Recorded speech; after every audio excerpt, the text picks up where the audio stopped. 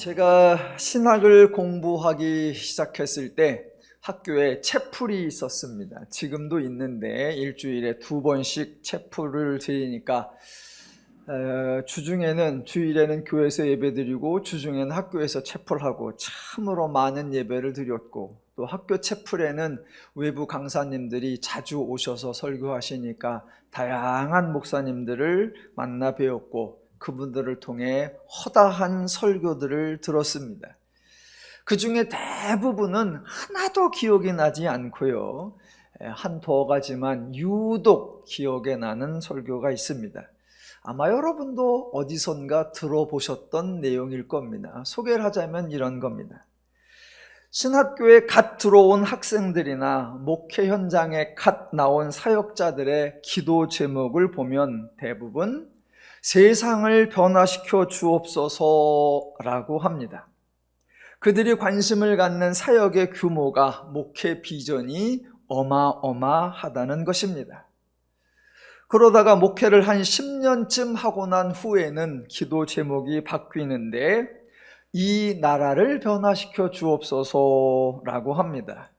젊은 시절이 지나가니까 열정이 조금 사그라지고 야망이 누그러져서 온 세계를 감당하려는 욕심을 내려놓고 이 나라에서 유명한 목회자가 되는 것으로 바뀐다고 합니다. 또 목회를 한 10년쯤 더 해서 중년에게 목회자가 된 후에는 기도 제목이 이 도시 또는 이 지역을 주옵소서가 된다고 합니다. 목회는 이상이 아니라 현실임을 깨닫고 중년이 지나가니 노후 준비에 관심을 갖게 되면서 매우 현실적이 되어서 목회하고 있는 지역에서나 영향력을 발휘할 수 있었으면 좋겠다라는 소박한 기도로 변한다는 겁니다. 그리고 또 목회를 한 10년쯤 하여 이제 은퇴할 즈음이 되어서는 기도 제목이 나를 변화시켜 주옵소서가 된다고 합니다. 노년이 되어 비전을 언급할 상황이 아니고 새로운 도전을 할 수 있는 힘과 여유도 없고 사람들 사이의 관계에서 이런저런 일들을 겪고 난 후에는 인간의 문제는 상황도 아니고 제도도 아니고 바로 죄라는 사실을 인식하게 되고 변해야 될 당사자가 자신임을 그제서 깨닫는다는 겁니다. 목회를 다 마칠 때가 돼서야 목회의 본질이 무엇인가를 이해하게 된다라는 설교였습니다. 제가 그 설교를 들은 지가 적어도 한 30년은 되었던 것 같습니다. 그 당시에 참 좋은 말씀이다라고 감동을 받았고, 신학을 공부할 때나 목회할 때 잊지 않아야겠다라고 다짐했었습니다. 제 주변의 동료나 선배 목회자들을 보면 그 패턴을 그대로 따라가는 모습이 보이기도 하고, 제 후배 목회자들 중에는 그 패턴을 시작하는 모습이 보이기도 합니다. 저의 경우 신학교를 졸업했고 개척을 해서 목회를 한 지 20년이 지났습니다. 다행스럽게도 세계를 변화시켜 주옵소서라는 목회 철학을 세운 적이 없고, 이 나라를 변화시켜 주옵소서라는 목회 비전을 세운 적이 없고, 이 지역을 주옵소서라는 기도 제목을 정한 적도 없습니다. 최소한 헛수고는 하지 않은 것 같고, 여러분도 저의 헛된 열정에 동원되지는 않았던 것 같아서 다행스럽습니다. 얼마 전에 나라에 중요한 일이 있었습니다. 정치적인 일이었는데 기독교의 여러 단체들과 목회자들이 성경 구절을 운운하면서 하나님의 뜻을 운운하면서 기독교의 영향력을 운운하면서 다양한 주장을 하였습니다. 그러나 제가 생각하기에 기독교는 권력이 되어서는 안 됩니다. 기독교의 이름으로, 기독교의 힘으로 세상을 관리하거나 사람을 통제하려는 그 어떤 시도도 해서는 안 됩니다. 이미 역사에서 어리석은 기독교, 미련한 기독교, 부패한 기독교의 실패를 수없이 확인했었습니다. 기독교는 딱 하나, 죄를 이기는 능력이어야 될 줄로 믿습니다. 예, 기독교는 죄를 이기고 죄를 이김으로 말미암아 성도가 하나님의 분복을 누리고 성도가 모든 사람들로 하여금 자유와 평화와 안식을 누리도록 안내하는 것, 그것이 기독교의 본질이요 기독교의 역할입니다. 오늘도 성경을 통해 인간의 행복을 위해 일하시는 하나님, 인간의 자유와 평안을 누리며 살도록 하시는 하나님의 사역을 듣고 보고 배우고 확인해 보겠습니다. 누가복음 11장에 화 있을진저라는 표현이 6번이나 나옵니다.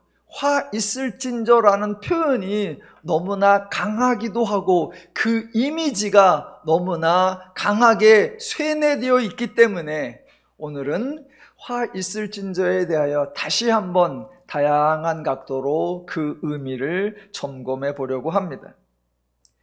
화 있을진저라는 표현은 누가복음뿐만 아니라 성경 여러 곳에 자주 나옵니다. 구약에서는 선지서들 가운데 이사야, 예레미야, 에스겔, 호세야, 아모스, 미가, 나훔, 하박국 등 여러 선지자들이 화 있을진저를 선포했습니다. 복음서에서는 예수님께서 화 있을진저를 말씀하셨습니다. 이렇게 구약에도 화 있을진저가 나오고 예수님께서도 화 있을진저를 말씀하셔서 많은 분들이 생각하기를 하나님은 악인들, 나쁜 사람들, 불의한 사람들에게 저주와 심판과 형벌을 내리시는구나 라고 생각하기도 합니다. 과연 그럴까요? 반대 표현도 있습니다. 복이 있다라는 표현도 성경 여러 곳에 자주 나옵니다. 구약에서 율법이 언급되는 곳에 하나님의 말씀을 준수하면 복이 있다라고 선포되고, 시편과 잠언에서도 의를 행하는 자에게 복이 임한다라고 강조되고, 복음서에서도 예수님이 그 유명한 팔복, 복이 있나니라는 것을 말씀하셨습니다. 그래서 또 사람들이 하나님은 의인들, 착한 사람들, 선한 사람들에게 복이나 상을 내리시는구나 라고 생각합니다. 과연 그럴까요? 성경에 그런 표현이 있기에, 그것도 여러 번 자주 있기에 화 있을진저와 복이 있나니 이 두 주제를 연결해서 인간은 행한 대로 받는다라는 교훈이 만들어지고, 그 교훈은 세상에서도 심지어는 교회에서도 반복되는 메시지가 되었습니다. 하지만 인간이 행한 대로 받는다라는 격언이 세상에서는 당연한 것일 수 있지만 기독교에서는 결코 당연하지 않습니다. 만약 기독교에서도 인간이 행한 대로 받는다라고 말할 것이라면 기독교에서는 인간이 죄인이라는 주장을 할 필요가 없고, 동시에 예수님이 십자가를 지실 이유도 없어집니다. 어차피 행한 대로 받는 것이라면 죄인이라는 말을 뭐하러 합니까? 죄인이라는 말의 의미가 인간이 하나님을 모르고, 그래서 하나님의 뜻을 따를 수 없고 하나님의 율법을 지킬 수 없는 존재라는 것인데, 기껏 죄인이라고 강조해 놓고는 하나님의 법을 지키지 않았으니까 심판을 받고 형벌을 받아야 한다라고 주장한다면 죄인이라는 언급을 할 필요가 없습니다. 의인이든 상관이든 의인이든 죄인이든 아무 상관없이 그저 선한 일을 하면 상을 받고 악한 일을 하면 벌을 받는다라고 말할 거면 세상과 기독교 다를 바가 하나 없고 염라대왕과 하나님이 구별될 것이 전혀 없어지는 겁니다.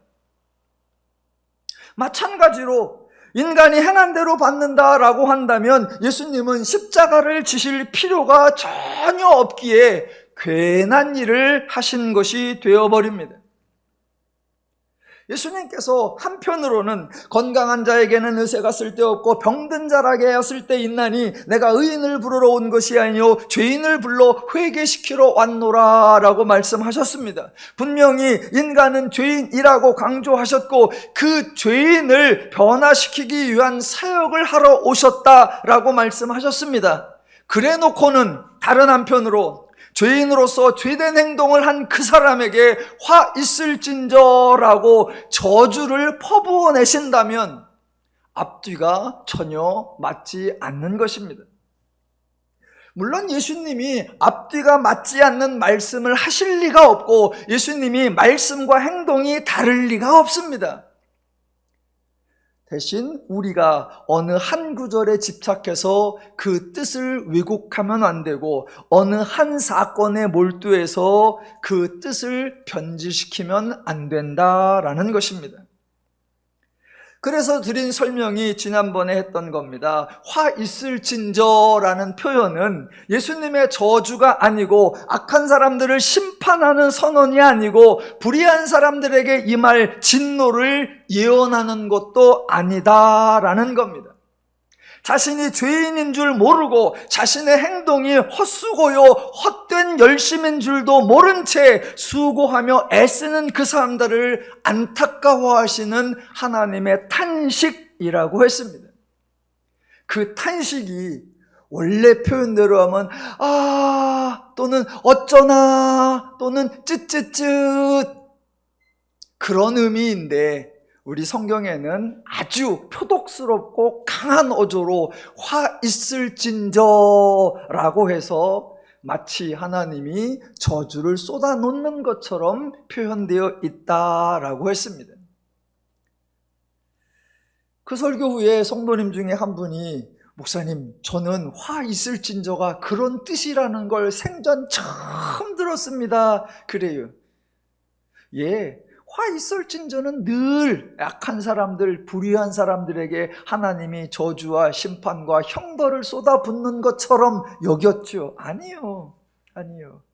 하나님이 죄인들의 곤고함을, 죄인들의 헛수고를 보시며 안타까워하시면서 내뱉는 탄식, 아이고 어쩌나 그런 겁니다.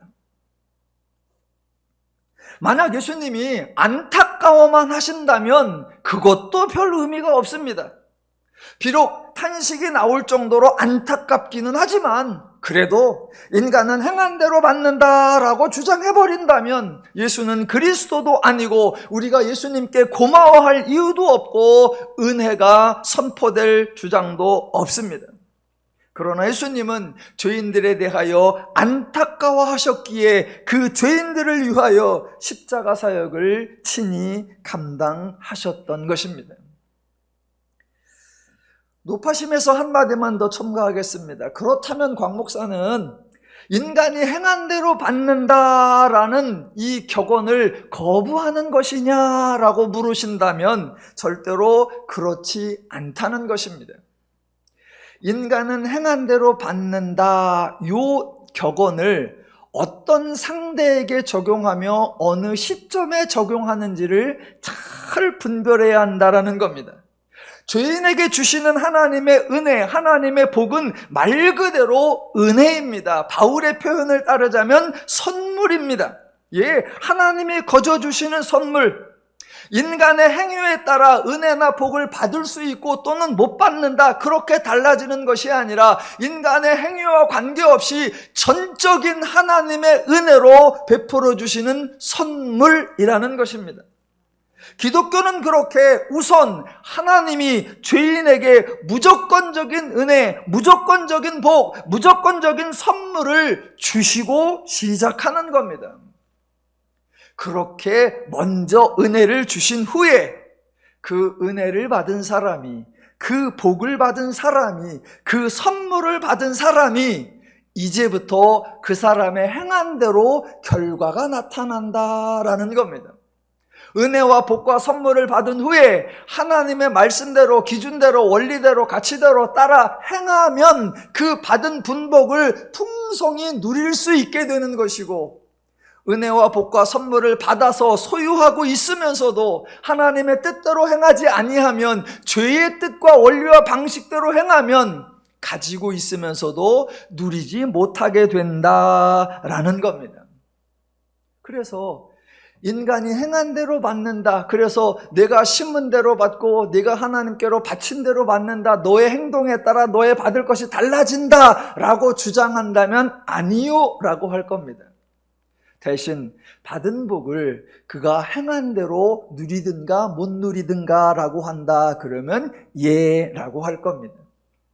저 여러분은 이미 하나님의 은혜 받은 자들입니다. 복 받은 자들입니다. 선물을 받은 자들입니다.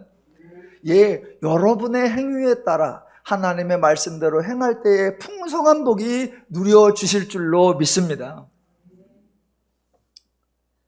구약시대에도, 복음서 시대에도, 지금 시대에도 죄인들은 언제나 하나님의 말씀, 예수님의 사역을 오해합니다.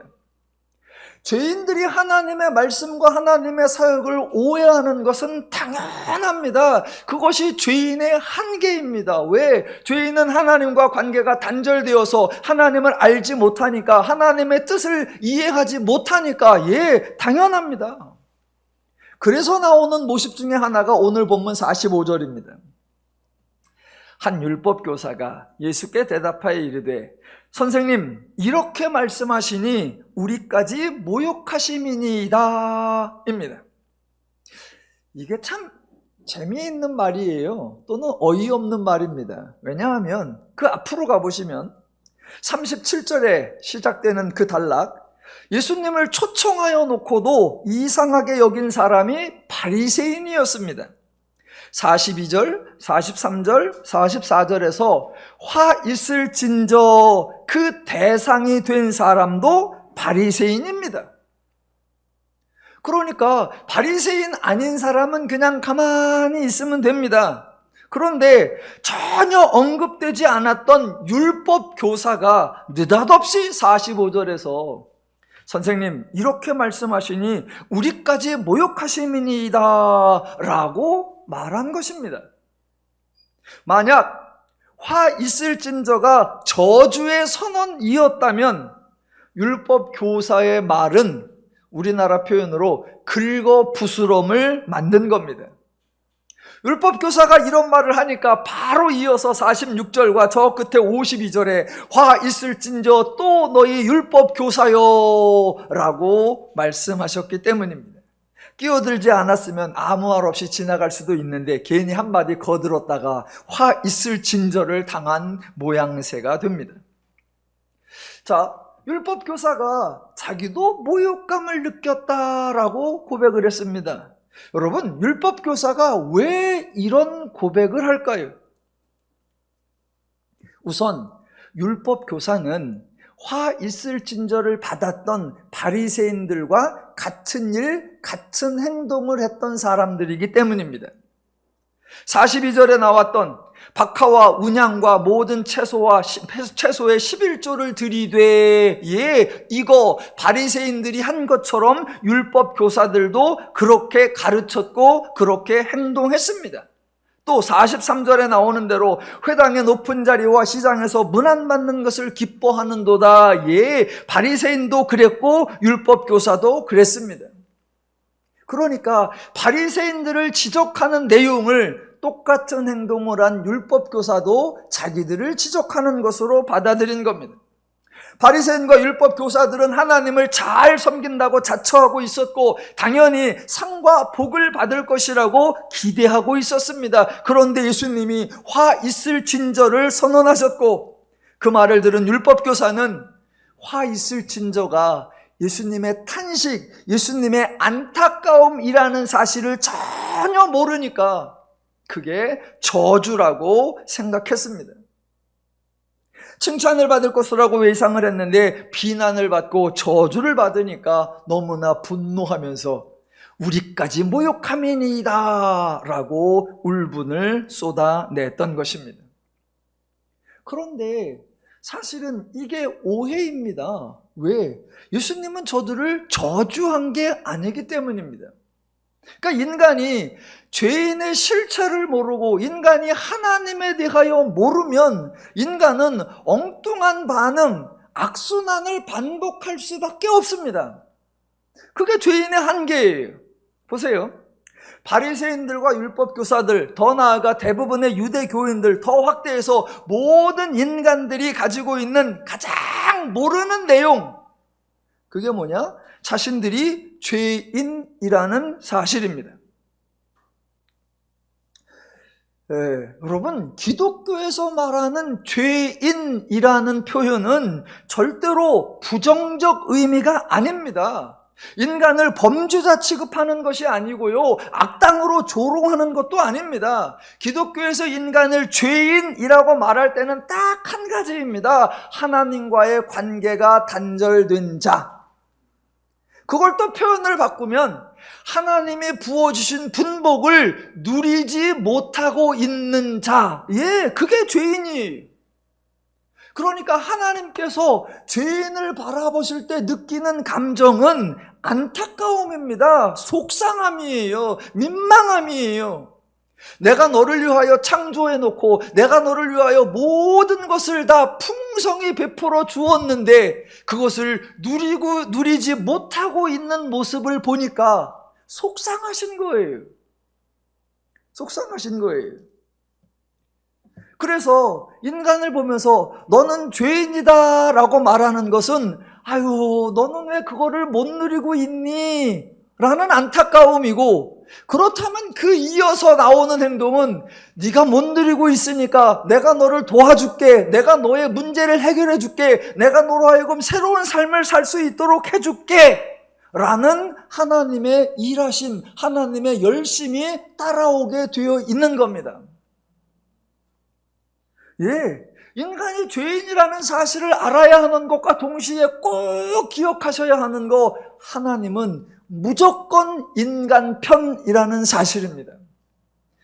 하나님은 무조건 인간 편이에요. 인간이 잘하든 못하든, 인간이 범죄하기 전이든 범죄한 후든, 인간이 타락하기 전이든 타락한 후든, 인간의 태도와 행동과 그 무엇과 관계없이 하나님은 무조건 절대적으로 온전히 인간 편이십니다. 그러니까 하나님이 인간 편이라는 것을 알고 계시면 하나님이 무슨 말씀을 하셔도 모욕감을 느끼면 오해이고, 불편함을 느끼면 오해이고, 두려움을 느끼면 오해입니다. 왜요? 하나님은 인간 편이니까, 예를 들어 우리를 향하여 너는 죄인이다 라고 하는 건 너는 죄인이니까, 나쁜 놈이니까 벌을 내려, 그런 의미가 아니라 너는 죄인이구나, 은혜를 누리지 못하고 있구나, 그러니 내가 너를 새롭게 하여 주리라, 이 말씀으로 연결되니까 어떤 말씀을 들어도 불편해하거나 모욕감을 느끼면 안 됩니다. 하나님이 행하시는 사역을 보면서 억울함을 느끼거나 좌절감을 느끼거나 불안함을 느끼면 오해입니다. 왜요? 하나님은 무조건 인간 편이라 철저하게 인간에게 유익하고 인간에게 이롭게 행하시는 분이기 때문입니다. 그런데 바리새인도 마찬가지, 오늘날 대부분의 성도님도 마찬가지, 예수님이 뭐라고 하셨다고요? 화 있을진저, 이렇게 표현이 되어 있으니까 지금 하나님이 저들의 모습을 보면서, 저들의 태도를 보면서 분노하시고 지금 하나님이 불쾌한 표정으로 저주와 온갖 형벌을 쏟아내려고 하고 있는 것처럼 그렇게 인식을 하고, 그러니까 옆에서 듣고 있던 율법교사도 싸잡아서 다 저렇게 사람을 비하하고 모욕하고 형벌을 내리나? 화내고. 아니요.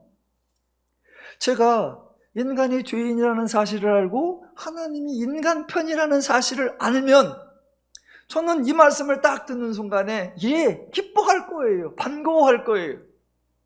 하나님이 아이고 어쩌나 쯧쯧쯧 그러면 우리가 못 누리고 있어요. 그러니까 도와주셔야겠죠? 예수님 더 부지런을 내셔야겠죠? 예수님 더 열심을 내셔야겠죠? 그러려고 오셨죠? 이제 저를 새롭게 하실 거죠? 아싸, 감사합니다. 그렇게 기대가 나와야지요. 이게 누가복음 11장에서 율법교사의 실수이고 오늘날 많은 성도님들이 하나님에 대한, 기독교에 대한, 교회에 대한 실수예요. 아니요. 두려워하실 것이 아니라 기대하셔야 합니다. 불편해하실 것이 아니라 소망을 가지셔야 합니다. 조금만 더 나가 볼게요.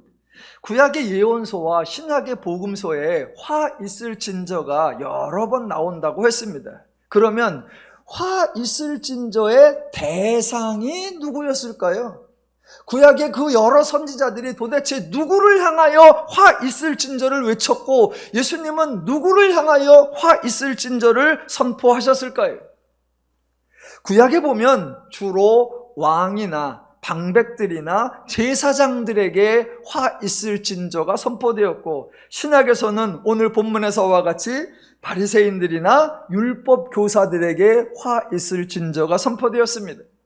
간단하게 설명하면 구약이나 예수님 당시나 오늘날이나 그 시대의 대표들, 그 시대의 지도자들, 그 시대의 리더들에게 화 있을 진저가 선포되었습니다. 구약이나 신약이나 성경을 읽어보면 백성들보다는 지도자들을 책망하는 표현이 자주 등장합니다. 맞아요.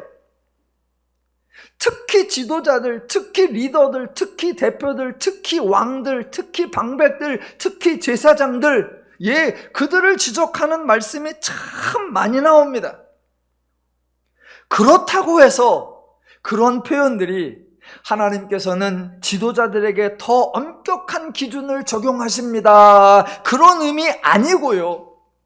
지도자나 리더들은 더 큰 역할이 있는 만큼 더 막중한 책임이 있다, 그런 의미도 아닙니다. 왜냐하면 우리가 생각하기에는 그들이 대표고 그들이 지도자고 그들이 리더일 수 있지만 하나님이 생각하시기에는 그도 그저 한 인간에 불과하기 때문에 하나님께서 지도자라고 대표라고 리더라고 차별 대우를 하지 않으십니다. 저희 교회에서 자주 사용하는 표현, 신앙 고백처럼 우리 교회의 사역을 강조하는 아주 대표적 고백이 뭡니까? 하나님의 사역은 하나님이 하신다입니다. 동의하시면 아멘 하시겠습니다.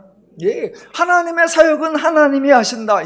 하나님이 직접 행하시기도 하고 하나님이 사람을 통해서 행하시기도 하지만 가장 중요한 사실, 하나님의 사역은 하나님이 하신다라는 겁니다.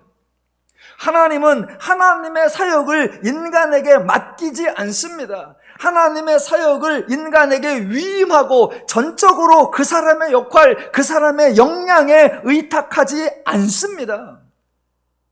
인간 중에 그 누구도, 하나님께 부름을 받은 사람도, 선택받은 사람도, 쓰임받은 사람도 모두 하나님이 행하시는 하나님의 사역의 대상일 뿐입니다. 그 사람이 하나님의 사역을 계획하는 거 아니고요. 그 사람이 하나님의 사역을 책임지는 거 아니고요. 그 사람이 하나님의 사역을 완성하는 거 아닙니다. 부름받고 선택받고 쓰임받은 사람이 직분에 있어서나 역할에 있어서 특별할 수는 있습니다. 그렇다고 그 사람 때문에 하나님의 사역의 성패가 달라지는 거 아니고요. 그 사람의 수고와 헌신으로 말미암아 하나님의 사역이 좌지우지 되는 거 전혀 아닙니다. 이거 기억하셔야 합니다. 누린교회의 근본이고 누린교회의 원칙이고 누린교회의 힘이고 누린교회의 담대함입니다. 또 합니다. 하나님의 사역 누가 하시느냐? 하나님. 그래서 성경에 보면 인간 중에 어느 누구도, 하나님께서 부름받은 사람도 선택받은 사람도 쓰임받은 사람도 하나님을 위해 일했다고, 하나님의 사역을 위해 수고했다고 특별한 상을 받은 사람 없고요, 별도의 복을 받은 사람 없고요, 남들은 받지 못하고 오직 그 사람만 받은 구별된 혜택 없습니다. 없어요. 다 아시겠지만 또 예를 들어볼게요. 모세. 하나님께서 출애굽과 광야를 지나가는 그 위대한 과업을 모세에게 전적으로 의탁해서 모세가 40년에 걸쳐 그 사역을 다 완성한 것을 보시고 하나님이 기분이 너무 좋으셔서 모세야 수고했다라고 모세에게 다른 백성들은 받지 못한 특별한 복을 내린 거 없습니다. 없어요. 하나도 없어요. 다 못 들어가도 가장 애쓴 게 너니까 일단 너는 가나안은 무조건 간다. 아니요. 그런 거 없어요. 또 혹자들은 이렇게 말하죠. 이스라엘에게 여호수아라고 하는 군대 장관이 있었던 게 얼마나 다행입니까? 여호수아가 있었기 때문에 요단강을 건널 수 있었고 여호수아의 위대한 지도력 때문에 가나안을 정복할 수 있었습니다. 여호수아는 충성된 일꾼이었습니다. 그래서요, 가나안 들어간 다음에 여호수아가 다른 사람들보다, 다른 지파보다 땅 한 평이라도 더 받은 게 있느냐? 없습니다. 없습니다. 왜요? 그 사람 때문에 그 일이 달라진 게 아니고 그 사람으로 말미암아 그 일이 완성된 것이 아니었기 때문입니다. 하나님의 일은 누가 하십니까? 하나님이. 모세가 되든 여호수아가 되든 다윗이 되든 허다한 선지자가 되든 하나님의 사역을 하시는 일에 부름받아 하나님의 사역에 동참되어서 하나님의 하시는 일을 보고 듣고 경험하는 복을 누렸던 사람일 뿐입니다. 하나님의 사역 누가 하십니까? 하나님이. 자, 똑같은 패턴을 화 있을 진저에 적용해 보면 맛은 똑같습니다. 하나님이 어떤 사람에게 특별한 책임을 묻지 않습니다. 지도자라고 해서, 대표라고 해서, 리더라고 해서 그가 행한 악에 대하여 다른 사람들보다 엄중한 잣대를 기준으로 적용하고 엄중한 처벌, 가중 처벌을 하지 않습니다. 다른 사람 같으면 그냥 넘어가는데 너는 지도자니까, 너는 리더니까, 너는 대표니까 그냥 못 넘어간다. 너는 2배, 3배로 더욱더 중한 벌을 받아야 된다. 없어요, 그런 거. 충성했다고 더 받은 복이 없는 것처럼 맡겠다고 더 심한 벌을 받는 거 없습니다. 어느 누구라도 하나님에게 억울한 대접을 받는 사람이 나오면 안 됩니다. 만약 여러분이 대표라면, 여러분이 지도자라면, 여러분이 리더라면, 그래서 엄중한 처벌을, 가중 처벌을 받으신다면 그거 당하고 계시겠습니까? 바로 하나님 멱살을 잡고 맞짱을 뜨실 거 아니에요. 누가 한다고 그랬냐고, 내가 시켜달라고 그랬냐고 그러실 거잖아요. 나 때문이 아니라 괜히 우리 엄마가 나눠놓고 쓸데없는 서운을 해서, 우리 아버지가 괜히 자기 사업 망해놓고 나를 신학교에 집어넣어서 나로 여기까지 오게 해서, 그래놓고 왜 나에게 이렇게 험한 일을 하게 하고 왜 책임을 묻냐고 따지실 거잖아요. 예. 하나님은 그렇게 어리석은 행동을 하지 않습니다. 성경에 대표나 리더나 지도자들에게 더 많은 책망, 더 잦은 추궁이 나오는 표현들이 많아요. 그러나 그것은 그들에게 더 엄중한 기준을 적용하고 더 심한 처벌을 하겠다, 그런 의도가 전혀 아니라는 겁니다. 이번에 저희 교회에서 3분의 전사님이 목사 슈츠를 받으십니다. 우리 모두가 기억해야 합니다. 그것은 특별해지는 것이 아니고 높아지는 것이 아니고 대단해지는 것이 아닙니다. 그저 사역을 위한 준비 과정일 뿐입니다. 전도사가 목사가 된다고 해서 그 다음날부터 설교가 달라지는 것이 아니고요, 영성이 달라지는 것이 아니고요, 기도의 능력이 달라지는 것이 아닙니다. 부탁드리기는 3분의 전사님에게 미리 우리 성도님들 로비하지 마세요. 로비하지 마세요. 별도로 불러갖고 별도로 전화해서 저기요 전사님, 나중에 목사 안수 받으시면요 안수기도 1호를 절을 해주세요. 그런 거 하지 마세요. 광 목사가 서로 생기니까 저게 벌써 질투하나, 그런 거 아니고요. 아니고요. 예전에 제 경우를 해보면 저도 그런 깜짝 놀란 경우예요. 제가 38살 때 안수를 받았는데, 안수 받기 전에 이제 안수식이 얼마 후에 있겠다 그럴 때 실제로 어느 집사님이, 교회에서 아주 열심히 집사님이 저를 막 쫓아오더니 제 손을 붙잡고 전사님 그래서 예 그랬더니 저하고 하나 약속해 주세요. 뭐요? 그랬더니 안수식 끝나면 다른 사람 말고 꼭 자기를 제일 먼저 안수해 달래. 예, 신규 목사의 첫 안수 기도는 영빨이 세대. 그런 생각을 전혀 안 했는데 상대방이 그래요. 그래서 거기다가 그런 거 없습니다 뭐 그렇게 잡아뛰기도 뭐하고 그래서 그냥 예 그리고 그냥 지나갔어요. 근데 여러분 재미난 게 뭐냐면요, 그냥 저의 경험인데, 그래서 목사 안수를 실제 받아놓고 특별히 뭐 안수 기도를 제가 쫓아가서 지난번 약속했으니까 제가 해줄게요 그럴 수도 없고 뭐 그냥 그렇게 지나가고 있는데, 여름 휴가가 됐어요. 여름 휴가 가서 온 가족이 강원도 횡성인가 거기 어디로 휴가를 갔어요. 가서 저녁 때쯤에 매점에 가가지고 반바지에 쓰레빠 신고 가가지고 물건 사가지고 봉투 하나 들고 이러고 가는데 어느 분이 갑자기 목사님 그래요 거기서. 그리고 돌아보니까 같은 교회 다니는 성도님이에요. 그러면서 아유 목사님 이런 데서 만나니까 반가워요. 아유 목사님 안수 받으신 거 축하해요. 그러더니 그 다음에 저기요 요 옆에 숙소에 우리 애들이 있는데 와서 안수기도 해주세요. 거기서 이 상태는 못합니다. 그럴 순 없잖아요. 그래가지고 슈퍼에서 산 봉투 들고 쓰레빠 신고 반바지 입고 갔더니 거기 애들도 반바지 입고 난닝구 입고 앉아있더라고요. 그리고 거기서 갑자기 빠샤 해줬지. 저의 첫 안수는 그렇게 지나갔답니다.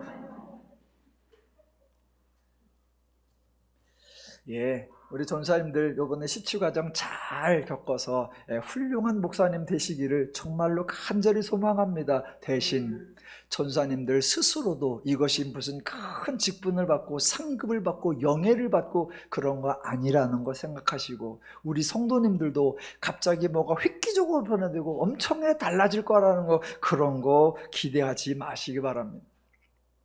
성도님들도 과도한 기대를 하지 마시고 우리 전사님들도 과도한 부담감, 과도한 짐을 지지 마시기 바랍니다.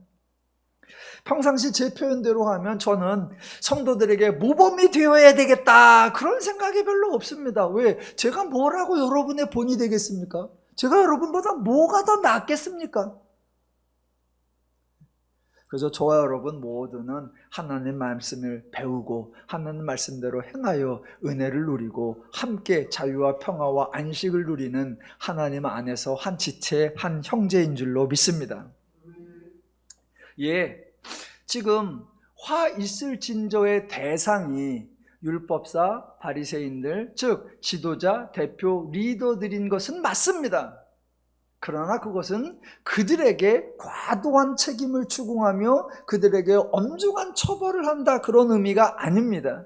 반대로 생각해보면 와, 성경에서는 저렇게 지도자들에 대하여 엄중하게 문책하는 대신 백성들에게는 아주 관용하는구나 라고 생각하시면 그것도 착각이다라는 겁니다. 화 있을 진저 바리새인이여, 화 있을 진저 율법교사여, 그 다음에 그들이 악한 악이나 그들이 행한 모든 불의가 소개됩니다. 그렇다고 해서 그들은 저렇게 악독했고 그래도 백성들은 저 정도는 아니었다라고 묵인해주는 그런 의미가 아닙니다. 사실은 세상에서나 교회에서나 지도자급이다라고 하면 일반인보다는 조금 더 그래도 좀 낫기를 기대합니다. 윤리적으로나 도덕적으로나 형품적으로나 조금 더 나았으면이고요.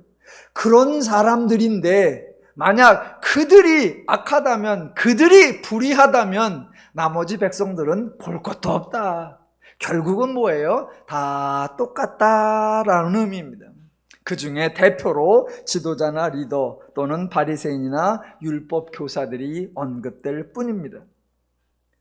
그러니까 성경은 바리새인을 지적한다고 해서, 율법 교사를 언급한다고 해서 그들만의 이야기가 아닙니다. 이스라엘에 대한 이야기가 나온다고 해서, 유대 민족에 대한 이야기가 나온다고 해서 그 나라 이야기, 그 민족에 대한 이야기, 특정 직분이나 특정 신분에 관한 이야기가 아닙니다. 예수님은 죄인을 구원하러 오셨는데 그 죄인은 백성들도 포함되어 있고 그 죄인에는 바리새인과 율법 교사들도 포함되어 있는 것입니다. 혹시 오해를 하시면, 화 있을진저 그거를 저주라고 오해하신다면, 와, 예수님께서는 지도자들이나 리더들에게 엄격하셨지 우리 같은 백성들에게는 험한 말을 하지 않으셨어, 천만다행이야 라고 하는 거, 그것도 오해이고요. 반대로 화 있을진저가 저주가 아니라 안타까워하시는 예수님의 탄식이라고 배우셨을 때, 아니 우리에게는 그렇게 따뜻한 위로하지 아니하시고 결국 예수님도 지도자들 좋아해? 결국 예수님도 대표들을 좋아해? 그들에게만 안타까워하심을 표현했네? 라고 질투하신다면 그것도 쓸데없는 오해입니다. 하나님 앞에 모든 죄인은 다 동일한 수준이고, 하나님은 모든 인간을 사랑하시고 하나님은 모든 인간을 위하여 하나님의 구원의 사역, 은혜 사역을 펼치시는 것입니다. 복음서를 읽으시면서 확인할 수 있는 거, 예수님은 정말 다양한 사역을 행하시고 정말 많은 말씀을 가르치시고 본이 되어주고 계십니다. 그런데 복음서를 읽어보면 예수님이 그렇게 사역을 해도, 그렇게 이적과 기적을 해도, 그렇게 말씀을 가르쳐도 즉각적인 결과가 하나도 나타나지 않습니다. 예수님의 사역의 열매가 하나도 보이지 않습니다. 아무리 가르쳐도 죄인들은 배우지 못하고, 아무리 많은 이적과 기적을 행하여도 죄인들은 깨닫지 못합니다. 예수님이 마치 복받을 수 있는 방법을 제안하는 것처럼 말씀하신다고 해서 그것이 죄인이 아니고, 그 말씀대로 행하면 복을 받을 수 있는 거 아니고, 저주와 심판을 선언한다고 해서 회개를 해서 그것을 피할 수 있는 것도 아니고, 설명을 하신다고 해서 사람들이 이해할 수 있는 것도 아닙니다. 예수님이 그렇게 말씀하시고 그렇게 사역하시고 그렇게 가르치시는데 죄인들은 하나도 못 알아들어요. 그래서 아무런 열매가 없어요. 아무런 결과가 나타나지 않아요. 그래서 혹자들은 예수님은 지금 쓸데없는 일만 하고 계신다, 괜히 제사장들, 바리새인들, 서기관들, 그런 사람들의 화만 돋궈서 괜히 그 사람들을 비유를 건드려서 모함받아 죽임을 당했다, 결국은 실패한 혁명가다라고 비난하기도 합니다. 아니요, 예수님이 말씀을 하고 이적을 행하고 다양한 사역을 해서 지금 당장 아무 열매 없고 아무 결실 없는 거 맞습니다. 그렇다고 해서 쓸모없는 일이냐? 전혀 그렇지 않습니다. 지금 하시는 그 모든 일들의 결과, 열매 언제 나타날 거냐? 십자가 사건 이후에 나타날 겁니다. 십자가 사건 이후에. 지금 말씀하시지만 인간이 그 말씀에 아무런 반응, 적절한 태도를 보이지 못한다고 해서 결국 꽝이 되는 것이 아니라, 그 사람들의 행동과 관계없이 예수님의 사역으로 말미암은 결과가 장차 맺어질 것이기에 예수님은 지금 미리 말씀해 놓으시는 겁니다. 예수님의 십자가 사역 이후에, 은혜를 받은 후에, 복을 받은 후에 모든 것이 이것이 예수님이 말씀하셨던 그 열매였구나, 이것이 예수님이 말씀하셨던 그 결과였구나 기억할 수 있도록 미리 말씀해 놓으시는 겁니다. 그래서요, 성경을 보면 예수님이 말씀하시는 것을 백성들이 하나도 깨닫지 못합니다. 그래도 예수님 화내시지 않습니다. 왜? 당연하니까. 예수님이 자기들을 위해 일해도 바리새인과 율법 교사들이 다양한 방법으로 예수님을 시험하려고 합니다. 그래도 예수님 분노하지 않습니다. 왜? 죄인들의 당연한 반응이기 때문에. 제사장들과 서기관들과 장로들이 예수님을 모함하고 결국 죽음에 임하게 해도 예수님 결코 그들을 저주하지 않으십니다. 왜? 죄인은 그것밖에 할 수 없으니까.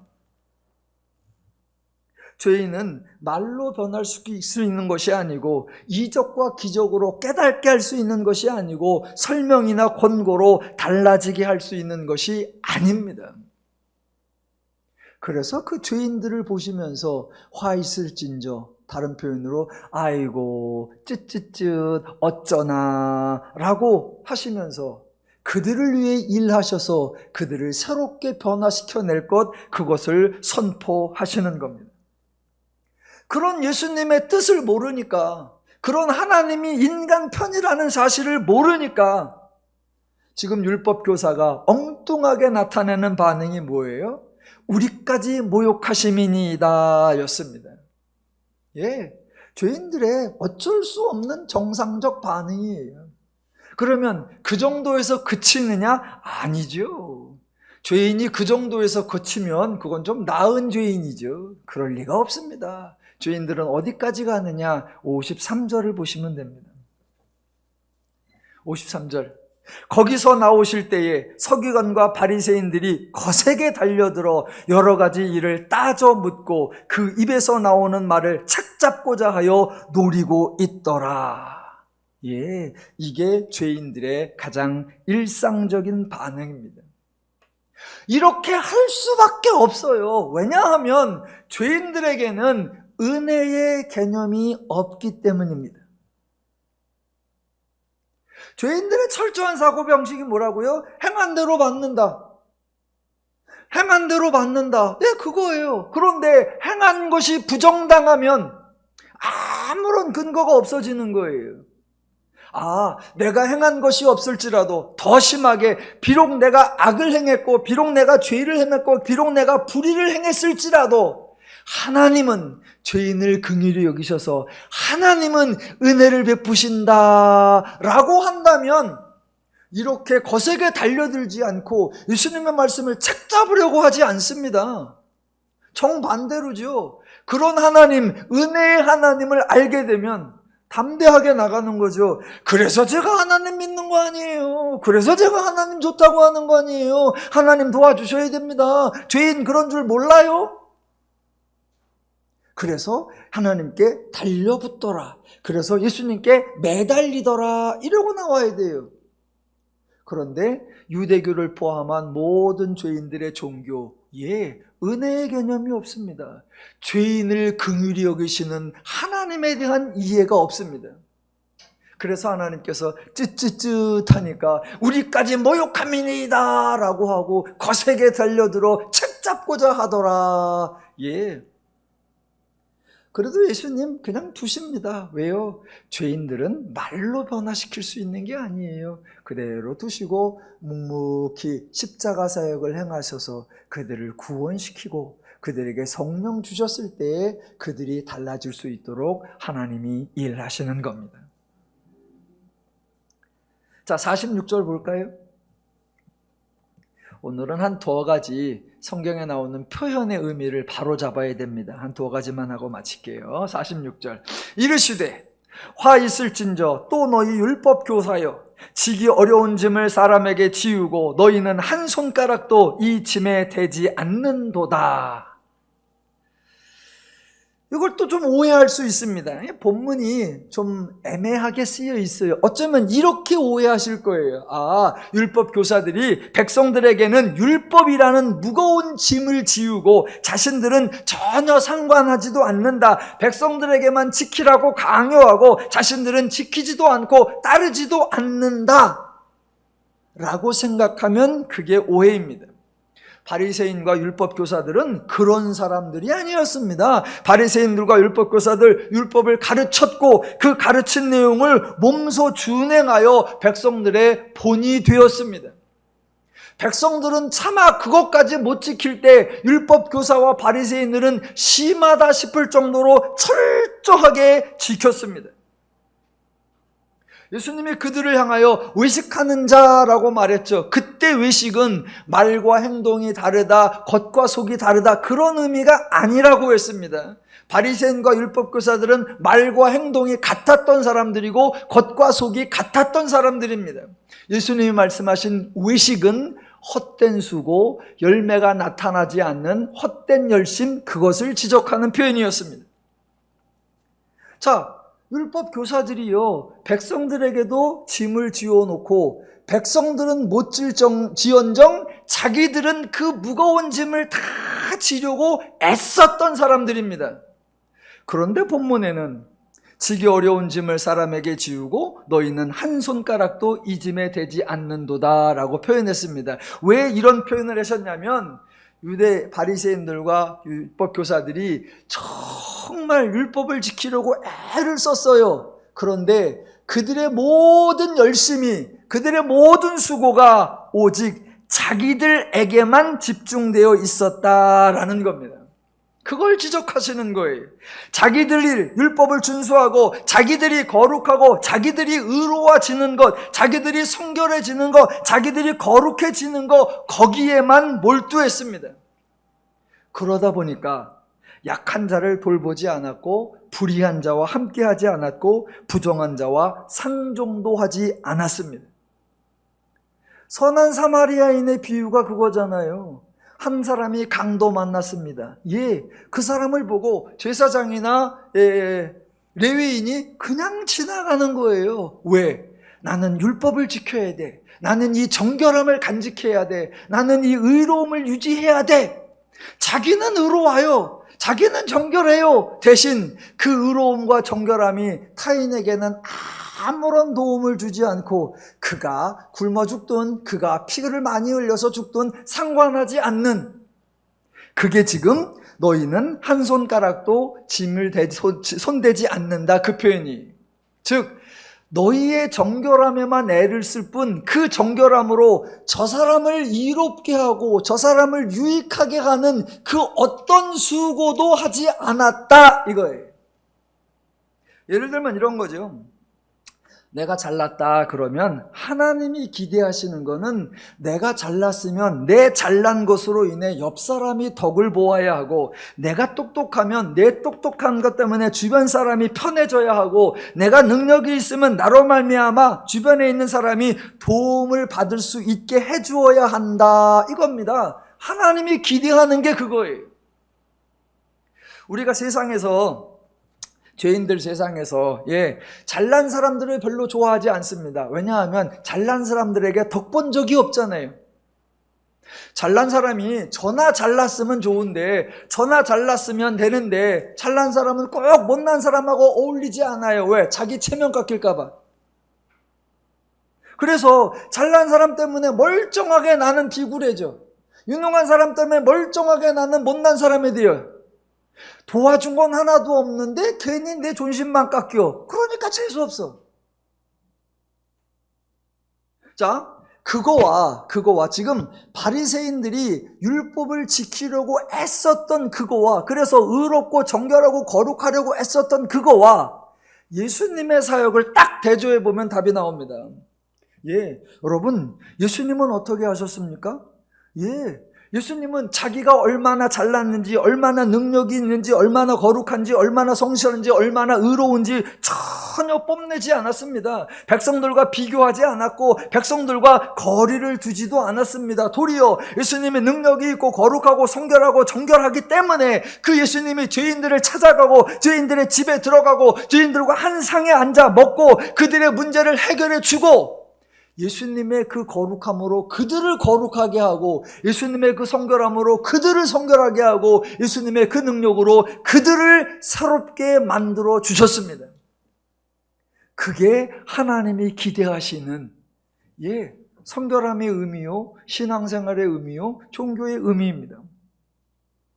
그런데 율법사 바리새인들 열심 냈어요. 수고했어요. 참 애썼어요. 무거운 짐, 백성들을 안지는 짐 과도하게 졌어요. 그래서요, 백성들 중에 어느 누구도 고마워하지 않아요. 그저 보면서 에라이 너 잘났다, 끝. 여러분이 강도 만난 사람의 입장에서는 와, 다 죽어가는데 와, 저기 정결하신 분 지나간다, 부럽다, 그러시겠냐고요. 거반 죽게 되어 있는데 어머, 의로우신 레위인 지나가시네, 어머, 저분은 천국 갈 거야, 그러시겠냐고요. 그거보다 아이고, 날 도와주는 놈, 그때 만약 사마리아 사람이 지나가면서 나를 도와주려고 할 때 여러분이 죽어가시다 말고 어디 이방인 따위가, 어디 더러운 놈이 나를 도와주려고 그래, 내 차라리 피 흘리고 죽고 만다, 그러시겠어요? 오늘날 하나님이 기대하시는 종교의 목적, 하나님이 기대하시는 성도의 삶, 우리가 성도로서 내가 하나님의 분복을 받고 그 분복으로 말미암아 주변에 있는 사람들이 나로 말미암아 유익을 얻게 하고 나로 말미암아 혜택을 받게 하고 그들이 자유와 평화와 안식을 받게 하는 거, 그게 성도의 본분이고 하나님이 기대하시는 참된 신앙생활입니다. 제가 그냥 한 가지, 그냥 제 주변에 있었던 일을 한번, 매우 사소한 일인데 한번 예를 들어볼게요. 얼마 전에 저쪽 지역에 있는 어느 중형 교회에서 사역자를 뽑는다라는 공고가 났었습니다. 여러 부서의 사역자를 뽑아요. 그래서 영어를 담당하는 부서에서는 영어 잘하는 사람을 뽑습니다. 또 아동 교육을 담당하는 부서에서는 아동 교육 전문가, 아이들을 잘 다룰 수 있는 사람을 뽑습니다. 찬양 사역을 담당하는 거에서는 본인이 악기를 잘 다루고 찬양단을 이끌 수 있는 그런 사람을 모집합니다 라고 했어요. 그래놓고 그 밑에 공통적으로 영어를 하든 교육부를 하든 찬양 사역을 하든 운전은 잘 하셔야 되고 주중에 교회 버스를 운전하셔야 합니다 라고 했어요. 그 밑에 또 이런 얘기가 나와요. 예배를 사모하고 성도들을 잘 섬기는 분이면 좋겠습니다. 그 밑에 이런 게 진짜 있었어요. 뭐라고 있었느냐, 특별히 새벽 예배를 사모하여 성도들보다 길게 기도 자리를 지키는 것을 기준으로 하여 뽑겠습니다.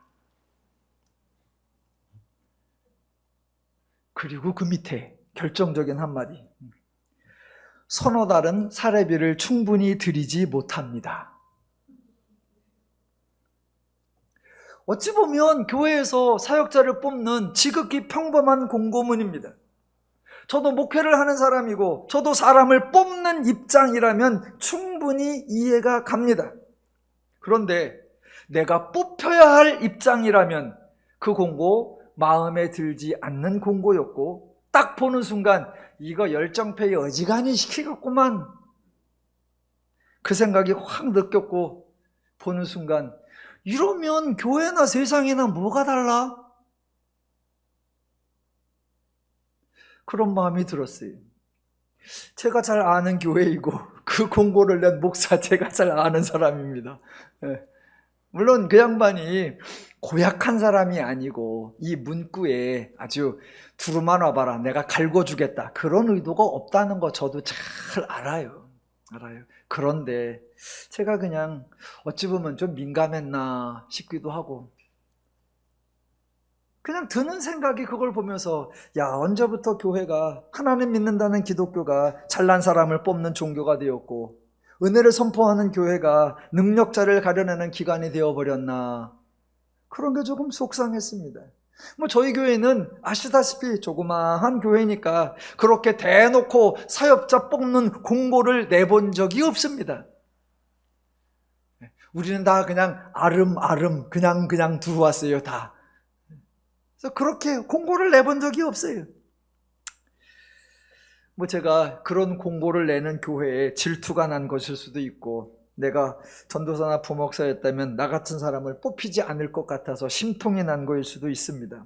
그런데 오늘 본문에 나오는 바리새인이나 율법 교사들을 보는 것 같아서 많이 아쉬웠고, 교회나 기독교는 좀 달라야 되지 않나, 어떻게 달라야 하나, 저 여러분이 참 많이 생각하고 저 여러분이 작은 부분에서부터 실천해야 합니다.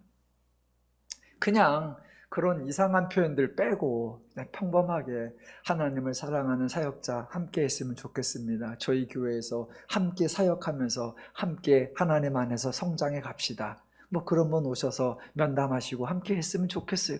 뭐 그 정도만 했어도 제가 쉽게 넘어갔을 거예요.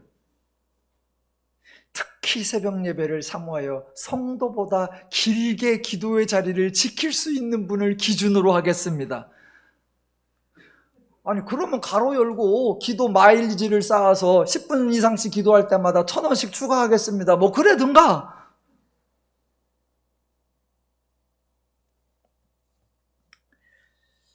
네, 하나님이 원하시는 것, 너 스스로의 거룩과 너 스스로의 정결에 몰두하는, 그래서 남을 정죄하고 남을 비난하고 그의 아픔을 돌아볼 새도 없는, 행여 그로 말미암아 내 정결함이 깨질까 몸살이는 그런 것이 아니라, 내가 정결하다면, 내가 성도라면, 내가 하나님의 백성이라면 기꺼이 그들에게 찾아가지고 그들을 위하여 내 몸을 더럽힐 수 있는 그런 하나님의 모습, 그런 종교의 모습, 하나님이 기대하는 것일 겁니다. 마지막, 죄인들의 종교, 세상의 모든 종교들의 전형적인 특징이 나오는데 52절입니다. 이것도 오해가 있는 것 같아서 조금만 풀고 갑니다. 52절, 화 있을진저 너희 율법교사여, 너희가 지식의 열쇠를 가져가서 너희도 들어가지 않고 또 들어가고자 하는 자도 막았느니라 입니다. 이렇게 써 있으니까, 자, 너희가 지식의 열쇠를 가져가서 라고 써 있다고 해서 실제로 그들이 지식의 열쇠를 가졌다는 의미 아니고요, 너희가 들어가지 않고 라고 써 있다고 해서 그들이 들어가지 않았다라는 의미 아니고요, 들어가고자 하는 자도 막았느니라 라고 써 있다고 해서 못 들어가게 방해했다라는 의미가 아닙니다. 너희가 그렇게 악한 행동을 했으니 너희에게는 화가 있을 것이다 라는 의미 당연히 아니고요. 풀어서 설명해 보면 52절이 이렇게 되는 겁니다. 너희는 마치 너희가 지식의 열쇠를 가진 것처럼 교만을 떨었다. 즉 너희는 복받는 방법이나 수단을 아는 것처럼 굴었다. 그래서 그 수단과 방법을 알려주고 그렇게 하면 될 것처럼 했다. 하지만 너희는 하나님에게는 없는 방식, 죄인들이 가능하지도 않은 방식을 부여잡고 있어서 정작 너희조차도 들어가지 못했고 덩달아 들어가고자 하는 자도 들어갈 수 없게 한 꼴이다. 그런 의미입니다. 간단하게 말하면, 아이고 애는 썼는데 꽝이다, 이거예요. 이렇게 하면 복을 받고 이렇게 하면 은혜 받는다라고 말해놓고 자기들부터 그렇게 하느라고 무지 애썼어요. 그런데 원래 하나님에게 없는 방식이에요. 죄인들은 되지도 않아요.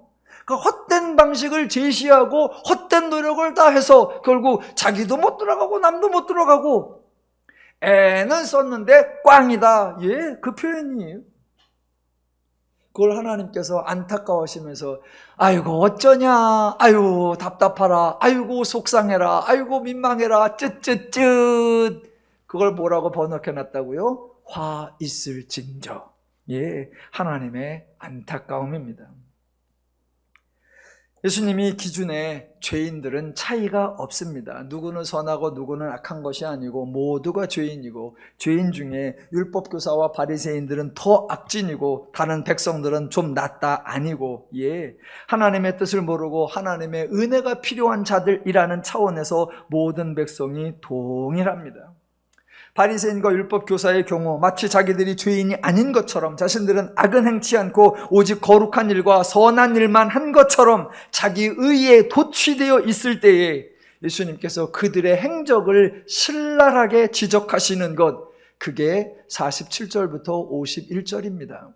간단히만 읽어볼게요. 화 있을진저 너희는 선지자들의 무덤을 만드는도다. 그들을 죽인 자도 너희 조상들이로다. 이와 같이 그들은 죽이고 너희가 너희 조상이 행한 일에 증인이 되어 옳게 여기는도다. 그러므로 하나님의 지혜가 일렀으되 내가 선지자와 사도들을 그들에게 보내리니 그 중에서 더러는 죽이며 또 박해하리라 하였느니라. 창세 이후로 흘린 모든 선지자의 피를 이 세대가 담당하되 곧 아벨의 피로부터 제단과 성전 사이에서 죽임을 당한 사갈의 피까지 하리라. 내가 너희에게 이르노니 과연 이 세대가 담당하리라. 결론이 뭐예요? 너희 조상들이나 너희나 다를 바가 없다입니다. 우리에게 표현적 적용한다면 율법 교사나 바리새인이나 백성이나 다를 바가 없다. 유대교인이나 우리나 다를 바가 없다예요. 모든 인간은 죄인이라는 차원에서 다를 바가 없다. 만약 인간이 주장하는 대로 행한 대로 받는다라고 말한다면 하나님의 선지자들을 죽인 것, 하나님의 뜻을 거역한 것에 대한 책임을 져야 하고 그에 합당한 결과를 당한다면 죄인들은 살아날 길이 없다라는 거예요. 그런데 예수님이 그 죄인들을 긍휼히 여기셔서 그들을 위해 오셨고 그들을 위해 십자가 사역을 행하셨고 그 결과 저와 여러분이 구원을 받으신 겁니다. 기독교는 정죄하는 종교가 아니고 책임을 추궁하는 종교가 아니고 상벌을 운운하는 종교가 아닙니다. 도리어 죄인의 연약함을 아시고 하나님이 일해 주시는 종교, 은혜를 베풀어 주시는 종교, 복을 주시는 종교이고 저와 여러분은 은혜를 받은 자, 복을 받은 성도입니다. 하나님으로 인해 행복한 삶, 신앙으로 인해 자유로운 삶, 평화로운 교회로 인해 평안한 삶을 누리시기를 주님의 이름으로 축원합니다.